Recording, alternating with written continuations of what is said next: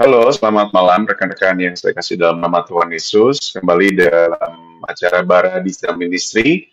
Malam hari ini kita akan belajar kembali kebenaran firman Tuhan yang nanti akan dipimpin oleh Pendeta Samuel Sugiarto. Temanya adalah persekusi dan pembalasan. Nah, ini sesuatu yang menarik ya buat kita semua lihat dan renungkan lebih jauh. Apakah dalam konteks yang terjadi, mungkin teman-teman juga sudah tahu beberapa waktu belakangan ini Indonesia kembali dibincangkan dengan kasus persekusi ya, dan bentuk-bentuk intoleransi yang terjadi oleh beberapa pihak gitu ya, yang tidak bertanggung jawab tentunya. Nah, malam hari ini kita akan melihatnya dalam kacamata dan terang kebenaran firman Tuhan. Karena itu pantengin dari awal hingga akhirnya. Sebelumnya kita berdoa terlebih dahulu. Tuhan Yesus yang mengasihi kami tahu ada banyak hal yang di luar daripada jangkauan dan kemampuan kami untuk kami mengerti. Tetapi kami bersyukur kami memiliki firman Allah yang hidup, yang relevan dalam setiap zaman. Karena itu firman-Mu lah yang kami sungguh butuhkan hari-hari ini secara khusus dalam hal-hal yang kami terjadi dalam kehidupan kekristenan kami. Berkati hamba-Mu Pendeta Samuel yang akan memimpin, menjelaskan dan menerangkan sehingga kami diberkati Tuhan dengan hikmat, kebijaksanaan, serta kerinduan untuk mengasihi Tuhan lebih daripada segalanya. Pimpin kami Roh Kudus, dalam nama Tuhan Yesus kami bersyukur dan berdoa. Amin. Selamat malam Pak Samuel, saya persilakan Pak.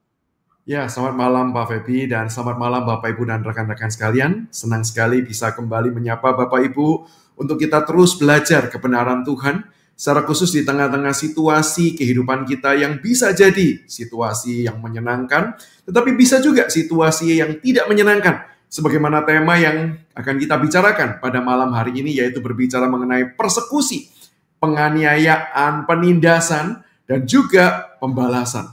Nah, isu ini saya bahas bukan sekedar karena ada kasus yang sedang viral. Bagaimanapun jelas memang kasus yang sedang viral itu menarik perhatian banyak orang, termasuk kita semua di tempat ini.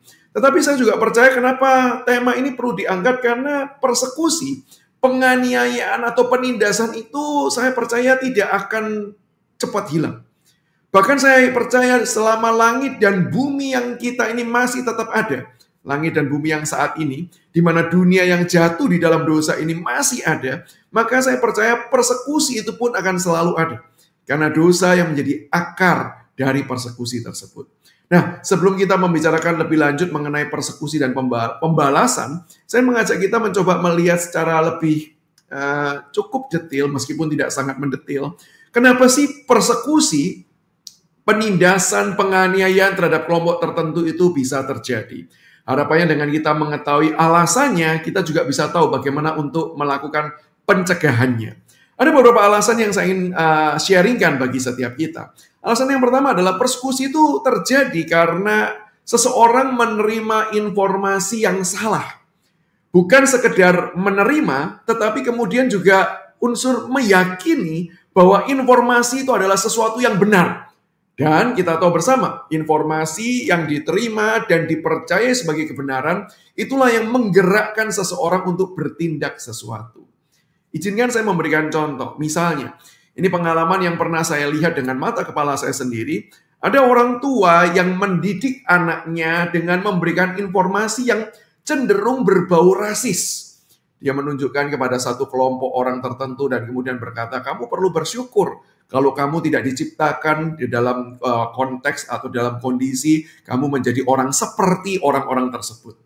Nah, saya percaya ini merupakan sebuah ajaran yang rasis ketika itu menyangkut dengan ras seseorang. Nah, anak tersebut yang saya percaya itu bukan kali pertama dan bukan kali terakhir.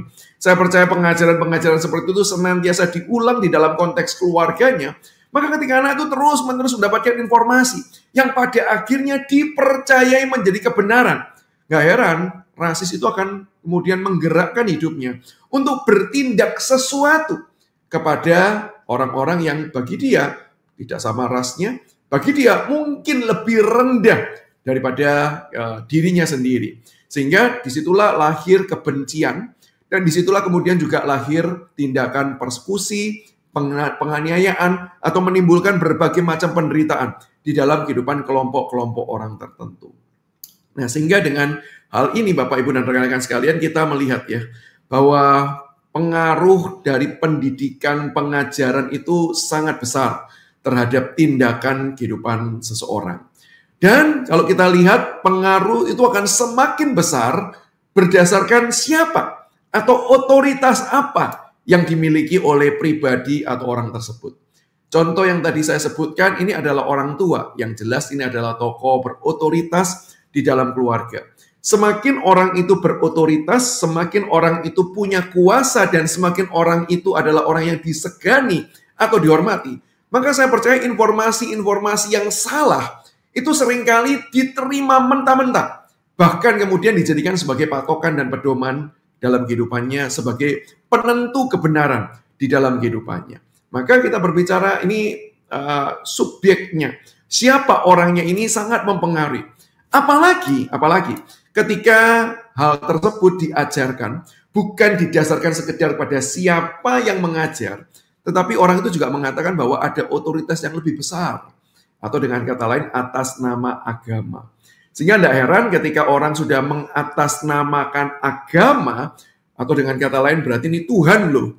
Ini berarti sosok yang melampaui segala sesuatu loh, yang kemudian mengajarkan hal tersebut, sehingga itu sangat memungkinkan seseorang menerima informasi tersebut dan menjadikannya kebenaran, sehingga kemudian itu menggerakkan hidupnya untuk melakukan sebuah tindakan-tindakan tertentu. Dalam hal ini jelas kita perlu menganalisa dan meneliti. Apakah memang benar ajaran agamanya mengajarkan demikian?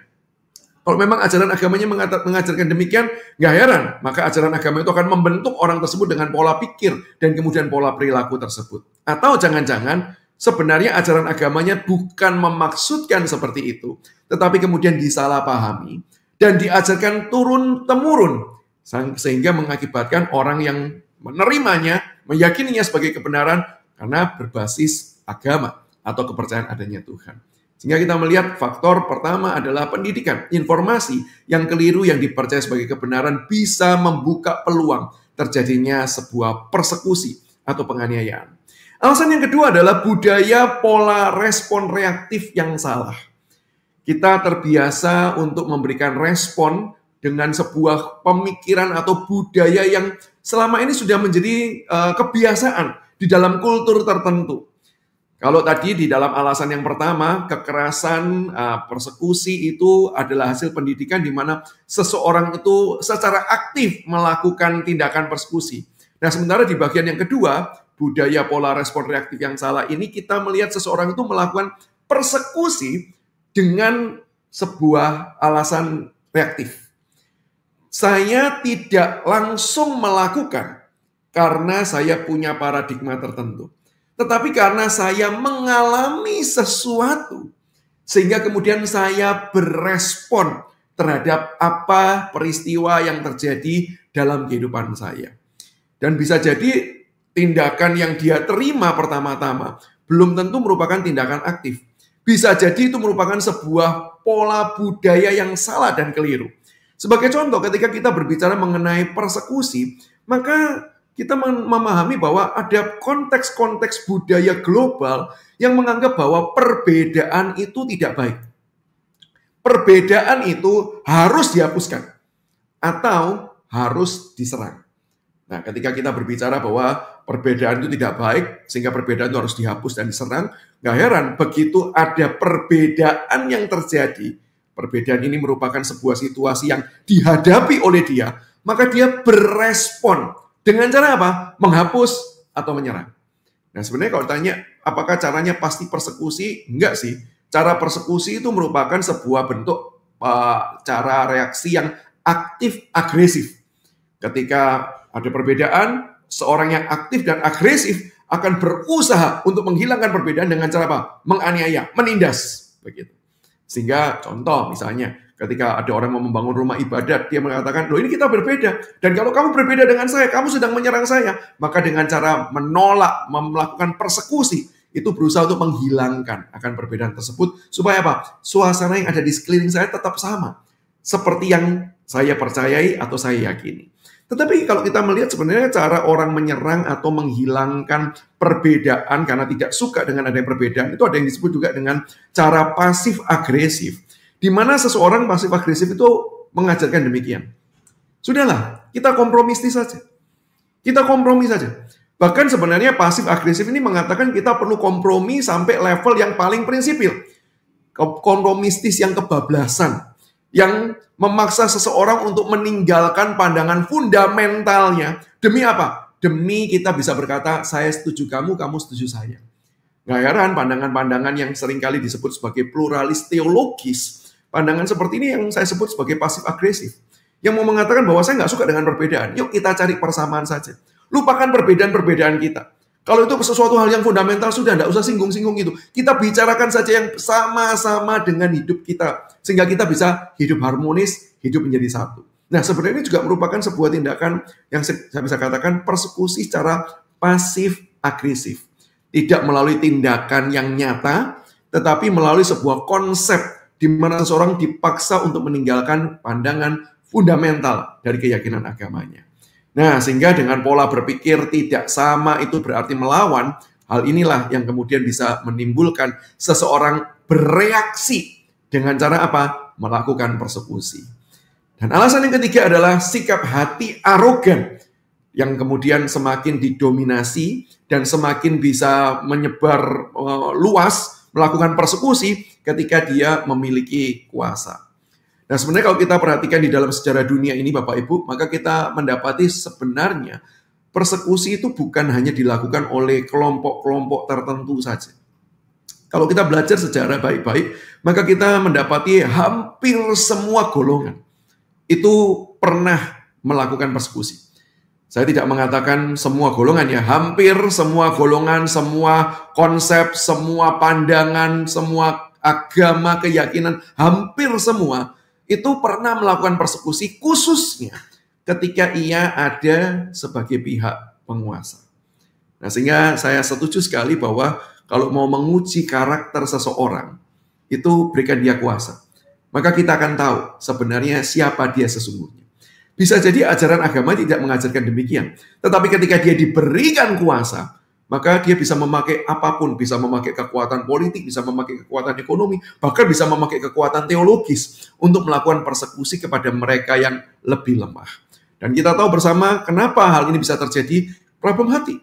Hati seorang yang berdosa, hati yang jahat, hati yang arogan, yang menganggap diri lebih baik, sehingga itulah yang menyebabkan dia bisa melakukan tindakan persekusi. Nah, 3 hal ini yang saya percaya menjadi alasan kenapa persekusi itu ada, bahkan saya percaya selalu ada selama dosa dan dunia yang rusak ini tetap eksis. Kita percaya dan kita beriman di langit dan bumi yang baru. Di sana tidak lagi terjadi persekusi. Nah, hari ini saya mengajak kita belajar bukan bagaimana cara mencegah, karena dengan kita tahu 3 alasan tersebut, kita bisa mawas diri, kita bisa berhati-hati, bahkan kita bisa kemudian melakukan self-evaluation untuk kita bisa, jangan sampai kita menjadi pihak-pihak yang kemudian melakukan persekusi. Tapi hari ini saya ingin mengajak kita mencoba belajar bagaimana kita meresponi persekusi. Bagaimana kita menghadapi persekusi yang terjadi dengan alasan apapun. Sekali lagi ya, bisa jadi alasan ekonomi, alasan politis, termasuk teologis. Dan juga bisa dilakukan oleh siapapun. Apa yang perlu orang Kristen kerjakan ketika mengalami persekusi? Nah, izinkan saya menjawab dengan satu kalimat yang mungkin saya harus tekankan. Tolong simak baik-baik sampai akhir. Karena kalau selesai dengan jawaban saya ini, lalu dihentikan tayangan ini, begitu ya, Bapak Ibu tidak melanjutkan, Bapak Ibu bisa salah menangkap konsep. Saya mengatakan kita perlu membalas. Ya, kita perlu membalas. Nah, mungkin sebagian berkata, ini pendeta ini ngajakin perang ya. Bukannya kita harus membuat perdamaian, bukannya kita harus meredam suasana, supaya kita ini bisa guyup, bisa harmonis. Oh, Bapak Ibu, saya percaya kita perlu membalas. Oke. Nah, dalam hal ini kenapa kok saya pakai istilah membalas, Bapak Ibu? Karena saya mengajak kita melihat membalas itu tidak selalu harus dikonotasikan dengan membalas kejahatan dengan kejahatan. Nanti kita lihat bagaimana cara kita membalas. Tetapi saya sengaja menggunakan kata membalas. Kenapa? Karena membalas itu memiliki pengertian adalah memberikan respon terhadap sebuah tindakan. Atau untuk membuat make it simple Bapak Ibu, sederhananya kira-kira seperti ini. Kalau kita menerima sebuah chat masuk, maka bukankah kita perlu memberikan respon? Yaitu dengan cara kita membalas chat.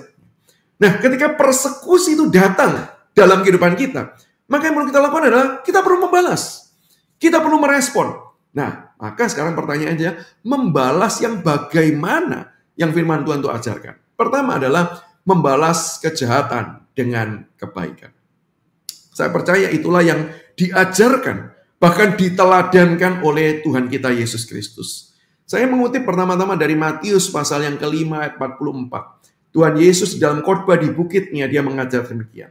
Tetapi aku berkata kepadamu, kasihilah musuh dan berdoalah bagi mereka yang menganiaya kamu. Kasihi musuhmu atau orang yang berseberangan dengan engkau, orang yang menentang engkau.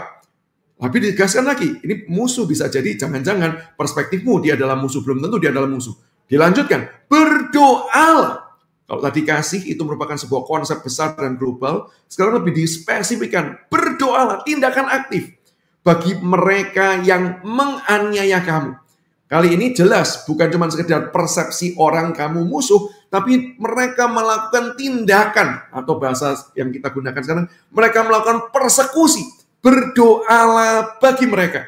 Dan saya percaya berdoa yang dimaksud bukan menaikkan doa kutukan, bukan menaikkan doa sumpah serapah, tetapi berdasarkan konsep besar yang pertama dikatakan kasih, maka kita juga perlu mendoakan mereka supaya merasakan kasih anugerah, bahkan bukan sekedar berdoa, tapi menyatakan kasih dan Allah bagi mereka yang menganiaya.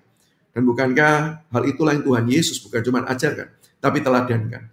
Kita melihat Tuhan Yesus yang menerima berbagai macam kejahatan, tapi bukankah dia tetap memberikan kasih?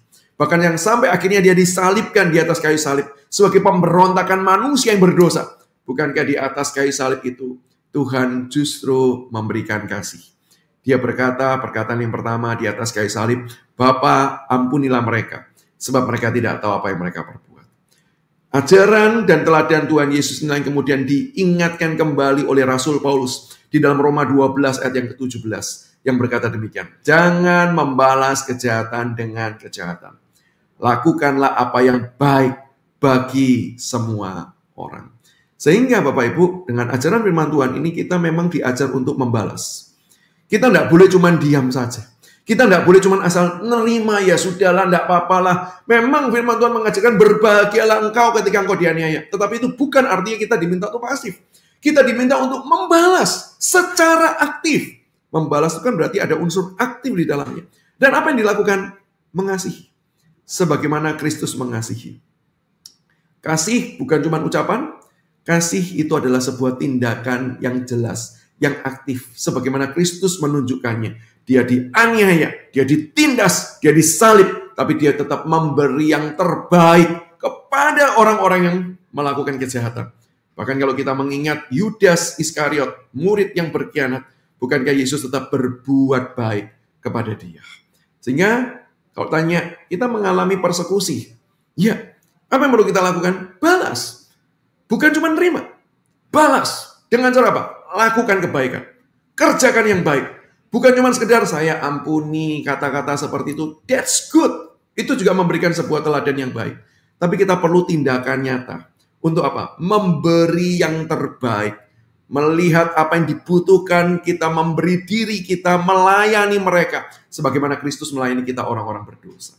Dan yang kedua, kita perlu membalas dengan apa? Dengan menyatakan yang benar. Kita perlu membalas dengan tetap menegakkan kebenaran dan keadilan. Bapak Ibu, saya percaya kita di Indonesia ini terbiasa dengan pepatah yang mengatakan demikian. Sing waras ngalah. Atau mungkin ini pepatah Jawa kali ya. Ini dalam bahasa Jawa soalnya. Atau dalam terjemahan bahasa Indonesia adalah yang waras, yang berpikiran sehat, itu lebih baik ngalah sajalah. Nah, saya percaya di dalam beberapa kondisi ini patut diterapkan. Tetapi saya percaya bahwa kita perlu ngalah bukan untuk kemudian menghindari konflik, bukan untuk membiarkan penindasan dan penganiayaan itu terjadi.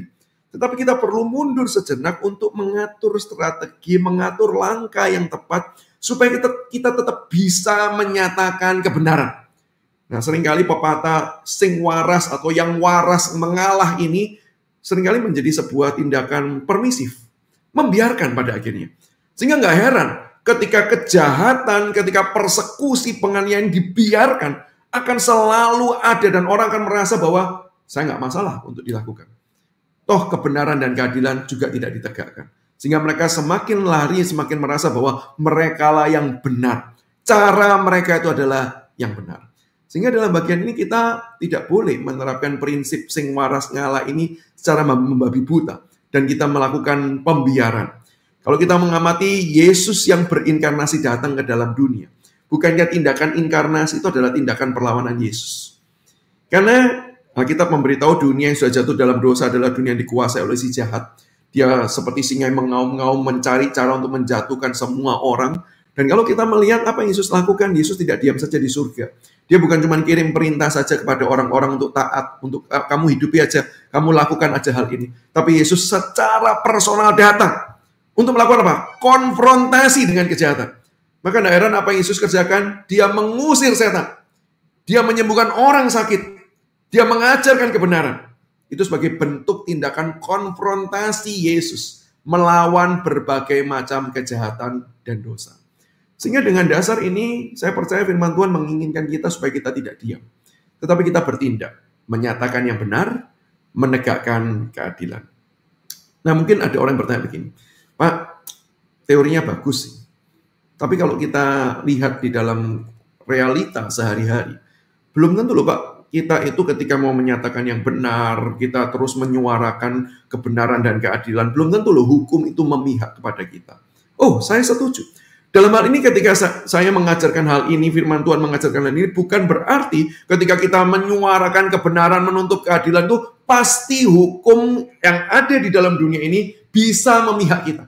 Hukum dunia ini bisa lemah. Hukum dunia ini bisa diperalat oleh kelompok-kelompok penguasa untuk menindas kebenaran. Saya percayakan hal tersebut. Tetapi dalam hal ini bukan berarti kita perlu berhenti berbicara yang benar. Kita tetap perlu menyuarakan kebenaran, keadilan, bukan dalam rangka untuk membela diri. Nah, ini yang perlu kita perhatikan juga. Sometimes kita cuman berteriak, ini kita harus menegakkan kebenaran, kita harus menegakkan keadilan. Ketika kita yang dipersekusi. Tapi pertanyaannya ketika orang lain dipersekusi, sebagai seorang yang mengenal kebenaran, bahkan bukan cuma mengenal teori kebenaran, tetapi kita mengenal sang kebenaran itu, apakah kita bertindak? Apakah kita juga kemudian menyuarakan yang adil tersebut? Sehingga kita perlu untuk berbicara mengenai kebenaran dan keadilan, bukan di dalam tataran sekadar untuk membela diri, tetapi karena kita memang mencintai kebenaran dan keadilan itu. Sehingga siapapun yang mengalami ketidakadilan, siapapun yang mengalami tindakan yang persekusi, kita membela, kita berdiri dengan tegak untuk menyatakan itu salah dan menegakkan kebenaran. Maka itu kita perlu untuk menegakkan kebenaran keadilan bukan hanya sekedar ketika kita mengalami penderitaan, tetapi ketika kita berani menyatakan dalam segala situasi dengan penuh kasih dan juga dengan kebenaran. Nah, dengan dua sikap membalas demikian ini, yaitu dengan yang pertama, sikap kita membalas, dengan cara apa kita membalas? Dengan cara membalas dengan kebaikan. Dan yang kedua adalah kita terus berdiri tegak, menyatakan kebenaran dan keadilan, bukan karena membela diri, tapi karena kita mencintai kebenaran dan keadilan. Saya percaya itulah yang akan menghasilkan dunia ini. Dunia yang rusak ini ditebus. Dunia yang rusak ini kemudian dipenuhi dengan kasih dan anugerah Allah. Sehingga tergenapilah seperti yang Tuhan Yesus ajarkan. Jadilah kehendakmu di bumi seperti di surga. Nah, saya tahu ini jelas bukan hal yang mudah.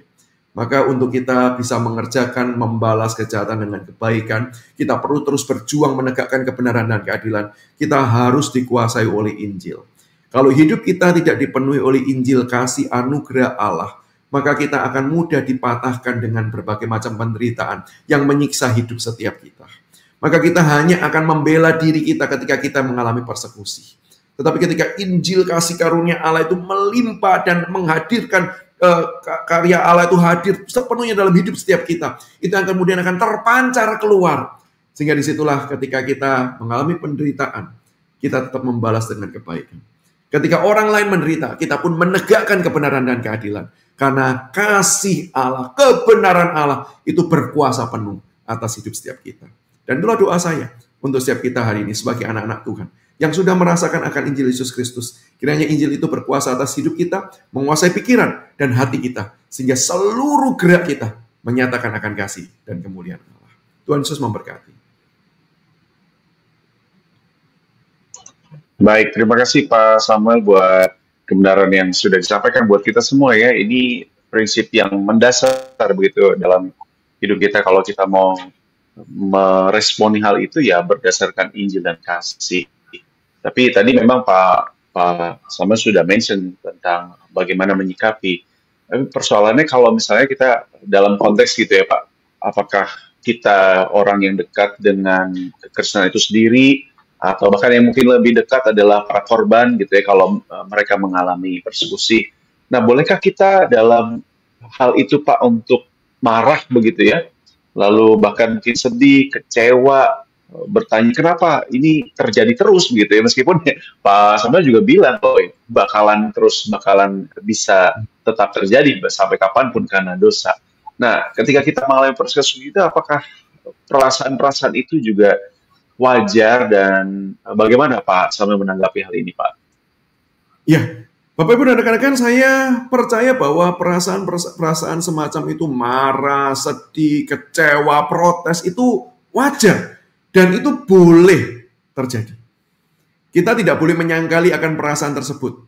Sehingga ketika dikatakan kita perlu memberikan kasih kita pada mereka, seolah-olah kita tidak merasa tersakiti, seolah-olah kita tidak merasa sedih. Oh jelas, ini bukan berarti kita mengabaikan unsur perasaan. Tetapi saya percaya ketika kita merasa sedih, kita merasa kecewa, maka yang perlu kita lakukan pertama-tama bukan menunjukkan ekspresi tersebut kepada orang lain, tetapi membawa ekspresi tersebut kepada Tuhan. Nah, itulah yang kita lihat ketika kita membaca Mazmur. Bapak Ibu, kalau kita baca Mazmur, kadang-kala kita mendapati ada Mazmur puji-pujian kepada Tuhan. Tetapi kita juga sering mendapati itu, di mana pemazmur, entah itu Daud, entah itu Asaf, entah itu siapapun, Mazmur itu menyampaikan keluhan. Kenapa Tuhan membiarkan? Kenapa Tuhan membuat orang yang jahat itu semakin sukses hidupnya? Tuhan, di manakah Engkau? Kenapa Engkau meninggalkan? Ada keluhan-keluhan yang disampaikan kepada Tuhan. Dan Mazmur tersebut tertulis apa adanya, memberitahu kita bahwa itu loh yang harusnya terjadi. Ketika kita dipersekusi, pasti marah enggak? Marah lah. Saya juga ketika melihat ada orang yang dipersekusi, saya juga marah. Ketika ada orang yang mengalami penindasan, sedih enggak? Sedih. Dan perasaan itu harusnya kita bawa ke hadapan Tuhan. Bukan kita bawa ke hadapan orang yang melakukan. Akibatnya kalau kita bawa ke hadapan orang yang melakukan, kita bisa membalas dengan persekusi. Kita bisa membalas juga dengan kejahatan. Tetapi ketika kita membawa segala sesuatu ke hadapan Tuhan, kita naikkan doa-doa kita kepada Tuhan. Maka saya percaya Allah yang penuh kasih itu adalah Allah yang menjawab doa-doa kita. Allah yang memberikan kekuatan dan penghiburan. Allah yang menopangi kita dengan berbagai macam rahmat dan karunia. Sehingga kita kembali disegarkan oleh anugerah dan kasih Allah. Dan itulah ketika kita kembali disegarkan dengan anugerah, kasih, itu yang kita bawa keluar kepada orang-orang yang menganiaya kita. Kita bukan sumber kasih.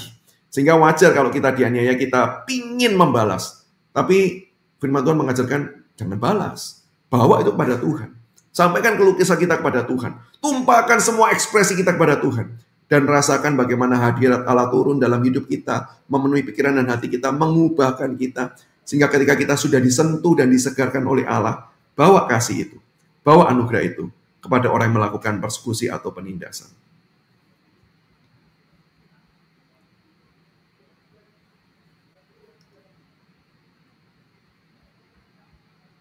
Oh, oke. Sorry Pak, ini ada koneksi yang baik. Terima kasih Pak Samuel buat jawabannya. Ini memang kita perlukan, jadi bukan denial atau bahkan naif ya terhadap perasaan kita. Jadi sesuatu yang relevan untuk kita cermati. Jadi jangan salah tangkap bahwa orang Kristen mengampuni ya sudah dilepaskan begitu saja tanpa melihat bahwa kita juga adalah pribadi yang gambaran daripada Allah sendiri yang dalam tanda kutip menuntut keadilan.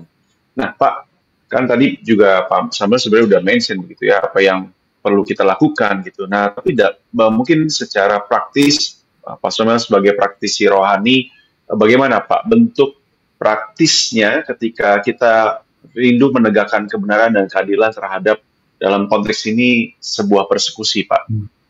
Ya. Ya. Jadi bagaimana bentuk praktis untuk kita tuh terus menyuarakan kebenaran dan keadilan ini tentu tidak ada bentuk tunggalnya ya. Jadi tidak ada satu jawaban untuk semua konteks dan semua situasi. Kita perlu menganalisa berdasarkan situasi dan kondisi tertentu. Izinkan saya memberikan beberapa contoh untuk menunjukkan bahwa memang tidak ada jawaban tunggal dan kita perlu hikmat Tuhan untuk kita bisa tahu bagaimana cara yang efektif dan tepat untuk menegakkan kebenaran dan keadilan sehingga orang bisa melihat kebenaran dan keadilan Allah itu semakin jelas. Misalnya, kalau kita ini sudah melakukan yang benar nih, saya ambil contoh saja, kita mau membangun rumah ibadah, itu bukan hal yang buruk secara moral, kita sudah pendekatan kepada lingkungan dengan baik, menerima secara hukum semua prosedur hukum juga sudah ditempuh dan sudah ada izin yang sudah dikantongi. Lalu kemudian tiba-tiba, sebut saja, ada oknum-oknum tertentu yang kemudian berusaha mencegah, melawan, bahkan melakukan tindakan-tindakan penganiayaan dan anarkisme tertentu. Maka dalam hal ini kita orang yang dikatakan menegakkan kebenaran dan keadilan adalah, ya kita tetap harus terus melakukan dan menuntut hak kita. Karena kita tidak salah. Karena kita sudah melakukan bagian kita. Kita sudah mengerjakan apa yang seharusnya dilakukan, baik secara sosial maupun secara moral dan hukum. Nah, seringkali yang terjadi adalah cuma salah satu saja. Hukumnya dipenuhi, tetapi relasional sosialnya tidak dipenuhi. Nah, heran orang merasa gini, iya sih memang hakmu untuk mendirikan tempat ibadah. Tapi kenapa kamu tidak pernah cerita, kenapa kamu tidak kenal dengan kami, padahal itu adalah di wilayah dan lingkungan kami. Sehingga nggak heran orang bisa marah dan protes. Saya sangat memaklumi, itu juga merupakan tindakan kita yang keliru, dan kita ini tidak tepat. Tetapi kalau secara moral, relasional sudah jalan dengan baik, secara hukum sudah ditempuh, tetapi tetap dipersulit, maka saya percaya bahwa kita tetap perlu harus memperjuangkan. Karena kita benar. Karena kita sudah melakukan proses kita. Sehingga jangan kemudian kita cepat-cepat, ya sudahlah, pintu sudah tertutup, ya udahlah kita tinggalkan saja. Kita pindah saja ke tempat lain. Oh, saya percaya, memang di satu titik kalau segala cara sudah ditempuh tidak bisa. Memang mungkin itu adalah cara Tuhan memberitahu kita bahwa bukan di situ tempatnya. Tetapi kalau selama ini kita tetap masih bisa melihat ada celah terbuka, kita tetap bisa melakukan negosiasi, bahkan kita bisa masukkan di jalur hukum, kita tetap harus berjuang. Kenapa? Karena kita sudah melakukan bagian kita. Dan itulah upaya kita untuk menegakkan kebenaran dan keadilan. Atau cara lain Bapak Ibu, untuk kita menegakkan kebenaran dan keadilan adalah dengan cara melakukan edukasi. Jangan lupa, tadi di awal saya sudah sebutkan bahwa salah satu penyebab persekusi itu adalah karena informasi yang salah yang diterima dan dipercaya sebagai kebenaran. Sehingga ketika kita mau menegakkan kebenaran dan keadilan, bukan ketika sudah terjadi sesuatu lalu kita protes. Tapi kita juga perlu melakukan tindakan preventif. Dengan cara apa? Mengedukasi, mengajar, membentuk pemikiran-pemikiran yang sehat, melihat bahwa perbedaan bukan sesuatu hal yang salah. Perbedaan adalah sesuatu hal yang baik, yang bisa disyukuri, yang kemudian bisa dirayakan, yang bisa terjadi dialog di dalamnya. Sehingga dalam hal ini edukasi inilah cara kita untuk menegakkan kebenaran dan keadilan. Cara lainnya yaitu terlibat aktif di dalam pembuatan dan penegakan hukum. Kalau kita adalah orang-orang yang dipercaya sebagai orang hukum atau orang yang terjun dalam dunia politik dan hukum, itu adalah bagian kita. Sehingga kalau kita memang adalah orang-orang yang dipercaya Tuhan duduk di dalam kursi-kursi pemerintahan, kita perlu memikirkan bagaimana sebuah cara dan sistem yang mengatur betul-betul hukum yang baik yang ditegakkan. Bukan cuma sekedar membuat sistem hukumnya, tetapi membuat bagaimana hukum ini bisa diterapkan dengan cara yang tepat dan benar. Itu adalah bagian kita. Atau cara lain, yang bahkan mungkin cara yang paling sederhana yang bisa dilakukan oleh siapapun, adalah menghibur yang dipersekusi, tetapi bukan dengan penghiburan yang kosong. Seringkali orang cuma berkata, ya sudahlah, mau bagaimana lagi, sudah percayalah, Tuhan punya rencana yang indah. Oh, tidak ada yang salah dengan kalimat itu. Tapi sebenarnya itu adalah penghiburan yang kosong. Karena di dalam penghiburan itu tidak ada kebenaran dan anugerah yang dinyatakan. Kita perlu menyatakan kalau dia dipersekusi dan dia adalah orang yang benar, dia adalah yang tepat. Yang perlu kita katakan apa? Kamu sudah benar, kamu sudah tepat. Kita perlu apresiasi, kita perlu tunjukkan bahwa kamu sudah melakukan tindakan-tindakan yang benar dan tepat. Sehingga persekusi ini tetaplah salah. Bukan kamu yang salah. tapi tindakan ini yang salah. Bukan kamu yang melakukan pelanggaran, tetapi orang lain yang melakukan pelanggaran. Sehingga di dalam bagian ini kita perlu nyatakan apa yang benar. Sambil kita tetap mengatakan apa, tapi terimalah kondisinya. Memang ini situasinya. Memang inilah dunia yang rusak. Memang inilah kondisi keberdosaan manusia. Sehingga itulah yang mengundang kita ketika kita menghibur. Bukan cuma dengan berkata, sudahlah, biarin aja lah. Anjing menggonggong, kafilah berlalu. Tapi kita mengajak mereka melihat, yuk kita datang kepada Tuhan. Yuk kita berdoa, memohon Tuhan, menyatakan kebenaran dan keadilan. Kalau cara manusia tidak bisa, Tuhan tunjukkan caramu. Nyatakan kebenaran dan keadilanmu. Bukan karena sekedar saya dipersekusi, tapi karena saya mencintai kebenaran dan keadilanmu. Nah, sehingga penghiburan-penghiburan semacam inilah penghiburan yang saya sebut sebagai penghiburan yang sejati. Penghiburan yang menegakkan kebenaran, penghiburan yang menegakkan keadilan, sekaligus penghiburan yang memberikan anugerah. Dan penghiburan yang akan menolong seseorang. Bukan cuma menerima kondisi, tetapi bahkan bisa membalas. Dengan apa? Dengan kebaikan. Nah, semoga jawaban-jawaban ini menolong setiap kita untuk terus bergumul bagaimana kita bisa menegakkan kebenaran dan keadilan di tengah-tengah situasi persekusi yang mungkin kita sedang hadapi.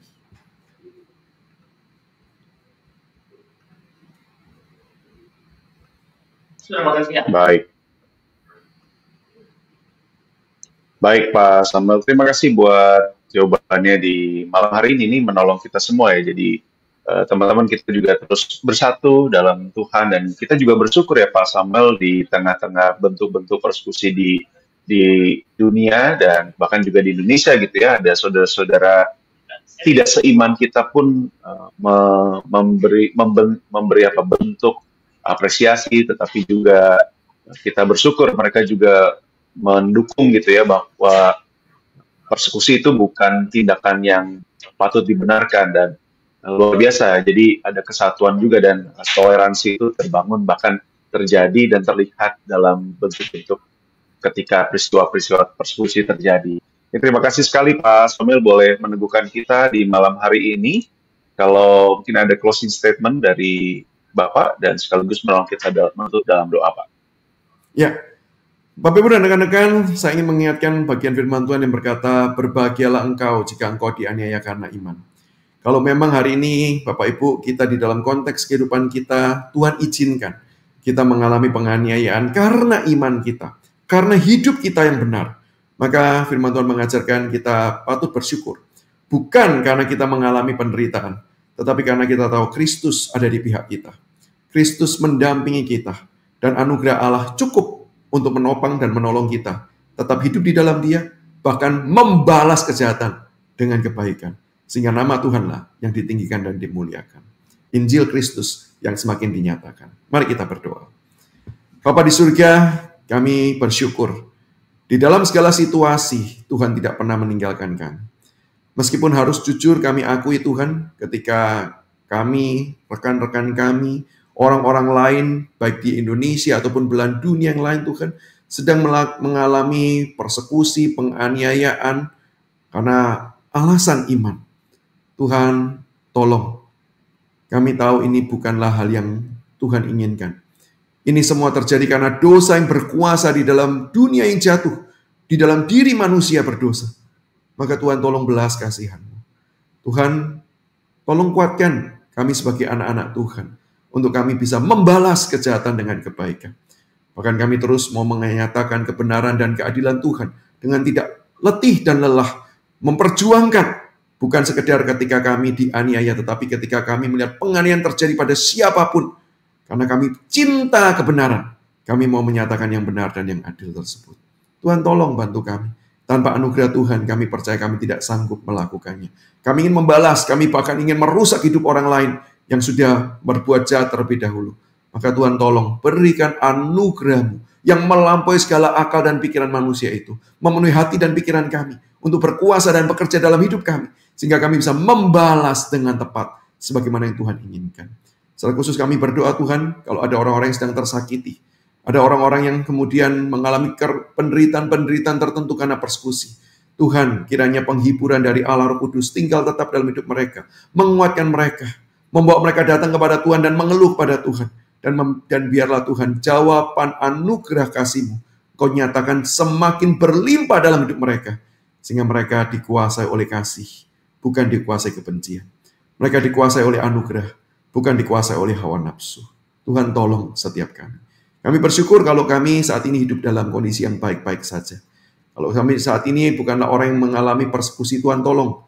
Jangan sampai kami pun jatuh pada tindakan kami yang mempersekusi orang-orang yang ada di sekeliling kami karena arogansi dan karena dosa yang berkuasa dalam hidup kami.